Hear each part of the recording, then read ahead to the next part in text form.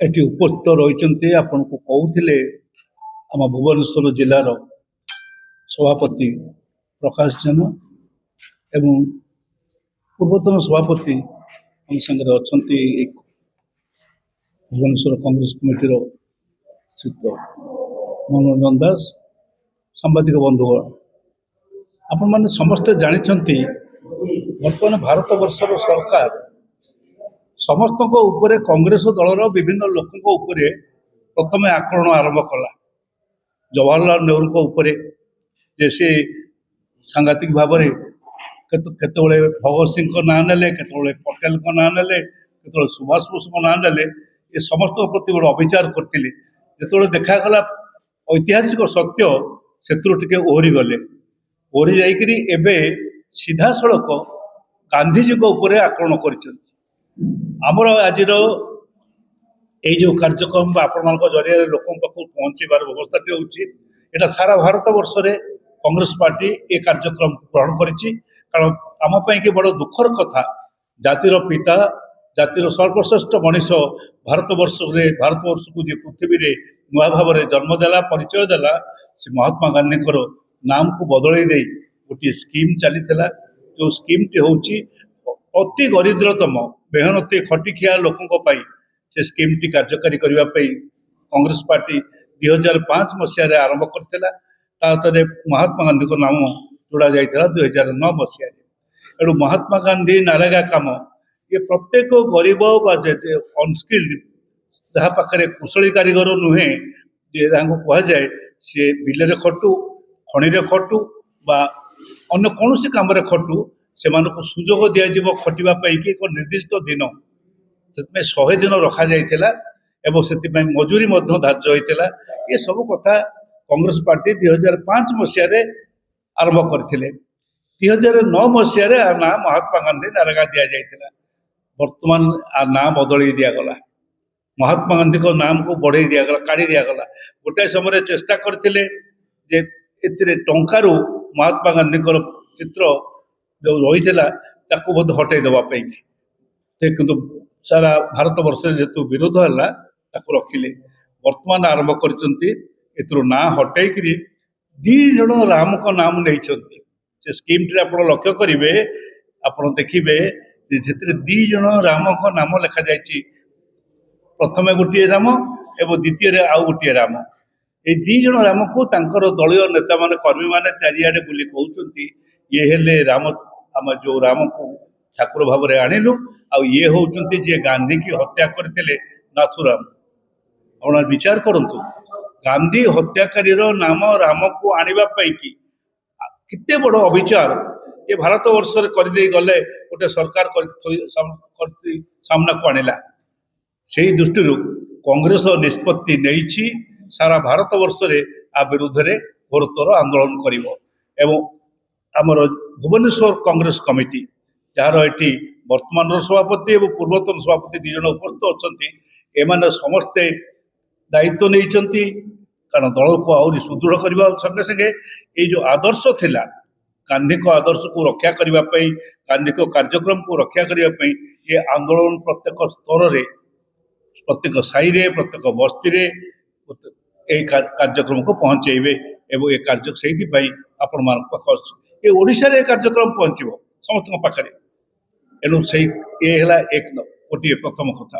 द्वितीय कथाटी हूँ आम गोटे ओडिशा रे कार्यक्रम कांग्रेस पार्टी आरंभ कर लक्ष्य कर विद्युत उपर आपड़ जदि लक्ष्य करेंगे जिते विद्युत संस्कार है जो नुआ आईन है नुआ व्यवस्था है 2003 मसीह एक्ट है केंद्रीय एक्ट से समय आपण 2004 मसीह अति गरीब लोकटे 50 यूनिट जदि व्यवहार करता विद्युत व्यवहार करता दाम ता मूल्य 84 टंका दौला 84 टंका आज दिन में से 50 यूनिट जदि कई व्यवहार करुच्ची पैसा देला यूनिट पिछा 3 टंका मैंने 150 टंका भाव तो ठीक डबल हो गला ये अल्प दिन भितर 2 गुण हो गला विद्युत दर ये केवल 50 यूनिट वाला जदि 200 यूनिट वाला कथा देखा ताहले 3 गुण हो जाइए दर ଏଠି 2 ଗୁଣ ବଢ଼ିଛି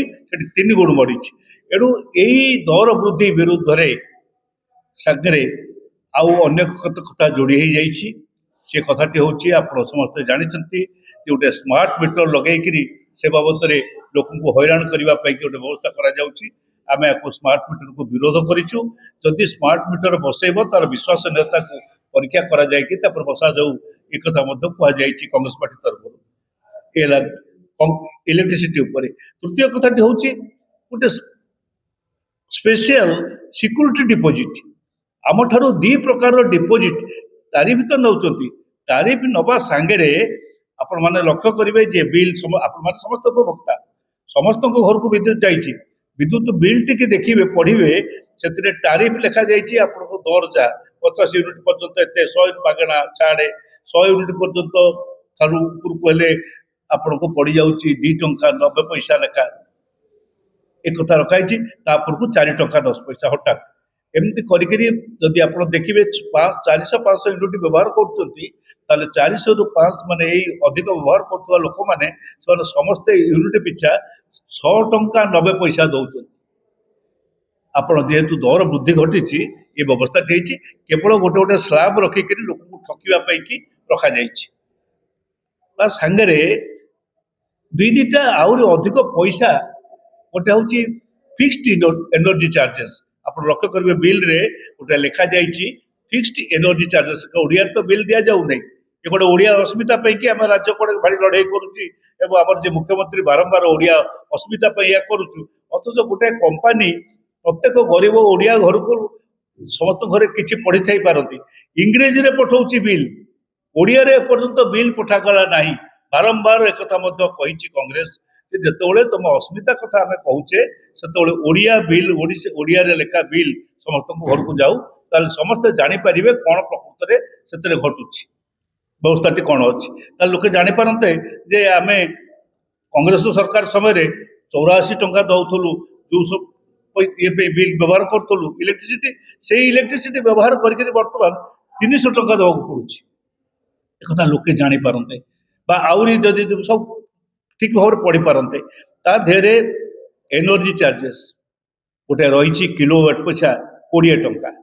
ଭାରତ ବର୍ଷରେ ଅନ୍ୟଠି ଏ ଆଇନଟି ହେଉଛି ଫିକ୍ସଡ ଏନର୍ଜି ଚାର୍ଜେସ୍। ସେବା ପାଇଁକି ଗୋଟେ ଫିକ୍ସଡ ଆମାଉଣ୍ଟ ନେବା କଥା କିନ୍ତୁ କିଲୋୱାଟ ପିଛା 20 ଟଙ୍କା ଲେଖା ନେଇ ଯଦି ମାସକୁ ଯଦି ଜଣଙ୍କର 4 କିଲୋୱାଟ ବ୍ୟବହାର ହେଉଥାଏ 5 କିଲୋୱାଟ ବ୍ୟବହାର ହେଉଥାଏ 80 ଟଙ୍କା 100 ଟଙ୍କା ନେଉଛନ୍ତି। ଆମେ ୟାକୁ ବିରୋଧ କରି ଆସୁଛୁ। ୟାକୁ fixed energy charges Congress party କହିଛି ଫିକ୍ସଡ ଏନର୍ଜି ଚାର୍ଜେସ୍ ଏପରି ଭାବରେ ଦିଆଯାଉ। ତା ସାଙ୍ଗରେ ଗୋଟେ ସିକ୍ୟୁରିଟି ନିଆଯାଉଛି। ସେ ସିକ୍ୟୁରିଟି ଟଙ୍କା ଡିପୋଜିଟ୍ ରହୁଛି ଅଥଚ ସେ ଟଙ୍କାର ଯେଉଁ ଇଣ୍ଟରେଷ୍ଟ ଦେବା କଥା ସବୁ ଯେତେ ଅଛନ୍ତି କନ୍ଜ୍ୟୁମର ସେ ଏନର୍ଜି ଚାର୍ଜେସ୍ ମିଳୁଛି ଯେଉଁ ଟଙ୍କା ଡିପୋଜିଟ୍ର ପଇସା ସୁଧ ହାର 6.5%ରେ ସେ ପଇସା କାହାକୁ ଦିଆଯାଉ ନାହିଁ। ଆମେ ସେଦିନ ମଧ୍ୟ କଂଗ୍ରେସ ପାର୍ଟି ଅଫିସରେ ଟାଟାର କମ୍ପାନୀ ମାନେ ଆସିଥିଲେ ତାଙ୍କୁ ଏକଥା ମଧ୍ୟ କହିଥିଲୁ। ସେ କଥା ତଳ ସ୍ତରକୁ ନେବା ପାଇଁକି ସେ ଆନ୍ଦୋଳନକୁ ଆଜି ଏ ଭୁବନେଶ୍ୱରର ମିଟିଂ। କାରଣ କଂଗ୍ରେସ ପାର୍ଟି ଯେତେବେଳେ ନିଷ୍ପତ୍ତି କରିଛି କେବଳ ପ୍ରେସ୍ ମିଟ୍ରେ ରହିଯିବ ନାହିଁ, କେବଳ ଗୋଟିଏ ଜାଗାରେ ପ୍ରେସ୍ ମିଟ୍ କରିକିରି ଓଡ଼ିଶାବାସୀଙ୍କୁ ତାକୁ ଖବର ପହଞ୍ଚାଇ ଦେବ ନାହିଁ, ତଳ ସ୍ତରକୁ ନେବ ଆନ୍ଦୋଳନ କରିବ। ଏବଂ ଯେଉଁଥିପାଇଁ ଆମର ଭୁବନେଶ୍ୱର ମାନେ ଯେହେତୁ ଭୁବନେଶ୍ୱରରେ ସବୁଠି କାର୍ଯ୍ୟକ୍ରମ ଚାଲିଛି ଆଜି ଦିନରେ ଆଜି ଭୁବନେଶ୍ୱରର ବୈଠକ ବସିଛି। ଭୁବନେଶ୍ୱରର ସବା ତଳ ସ୍ତରକୁ ବସ୍ତି ବାସିନ୍ଦାଙ୍କ ପାଖ ପର୍ଯ୍ୟନ୍ତ ଆମର କଂଗ୍ରେସ ପାର୍ଟି ନେଇକରି ଏ ବାର୍ତ୍ତା ପହଞ୍ଚାଇବ ଏବଂ ଏ ସ୍ପେଶିଆଲ डिपोजिट फिक्स ना हूँ स्पेशल स्वतंत्र आडिशनल डिपोजिट जो मागिंट ताकू बंद करा जाऊ। स्मार्ट मीटर लगे जो कहुई स्मार्ट मीटर बंद करा जाऊ कारण भुवनेश्वर सबू साई बस्ती खबर आसूची स्मार्ट मीटर बसवाई बड़ दौरात्म चली से समय सरकार आम पैसा को लेकर 2 किलोवाट पर्यंत मागणा कर देती बसवाई जो देखला भयभीत है सरकार जे सब लोक मातिले से मागणा मीटर बस पैसा कार्टून दिज्व नहीं 2 किलोवाट पर्यंत बस 2 किलोवाट भुवनेश्वर में 3 किलोवाट वाला अच्छा 4 किलोवाट अच्छा 5 किलोवाट अच्छा। कांग्रेस पार्टी दाबी करिछि सबु श्रेणीर उपभोक्ता मीटर जदि बस से मीटर को कहीं कंपनी ही पैसा दब କାରଣ ଆର ପଇସା ସରକାର ଯୋଉ କହିଛନ୍ତି ଯେ ସରକାର ସେ ପଇସା ଦେବେ, ସେ ବି ଆମ ପଇସା, ଟ୍ୟାକ୍ସ ପେୟର୍ସ ମନି, ଆମରି ପଇସାକୁ 573 କୋଟି ଟଙ୍କା, ଏ 753 କୋଟି ଟଙ୍କା ବୋଲି ହିସାବ କରିଛନ୍ତି।